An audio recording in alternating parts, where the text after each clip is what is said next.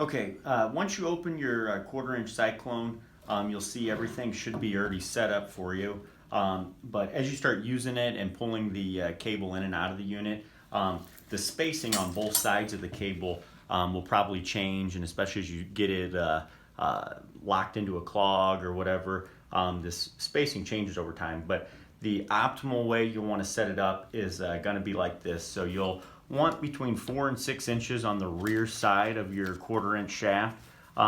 This coupling basically just keeps basically keeps the sheath from running into it if it were to back itself all the way up. In the reverse, what ends up actually happening is the cable actually starts shooting itself out the back side. So that's why it's crucial to have the front aligned like so. So after you run it for a little bit, the sheathing actually will butt up against this front knocker. That'll basically keep the cable from pushing itself even further and kind of gets its tension there. So we start with, say, about a 1/4 inch when you first set it up. You'll probably want like a 1/4 inch gap.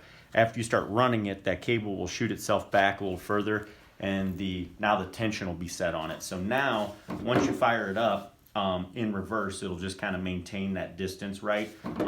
If you're using the Milwaukee drill, which is the one we're suggesting right now to use, this is the M18. You'll want the chuck set at about 8 and in the screw mode, and the speed set at 2 on this one when you're running it. But I'm gonna go ahead and fire it up, just kind of show you how it works.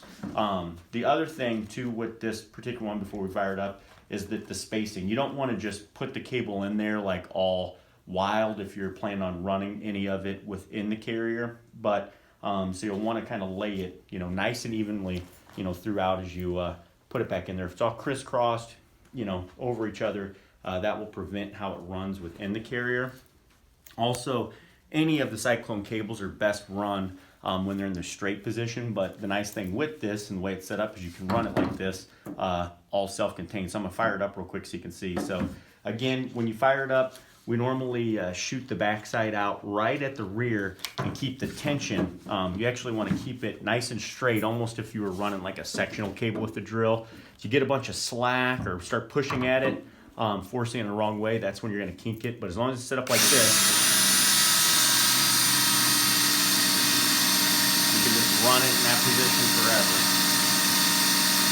But over time of running the cable, especially as you get it in and out the line, you are going to want to take it out probably every 2 or 3 jobs just to get the tension off of it. From being, enclosed in this container for so long, it'll actually build up tension and cause it to run, out of whack too. So every once in a while you want to re-straighten it and set all the, front end and back end the way that it was factory set from us. So that's the unit there.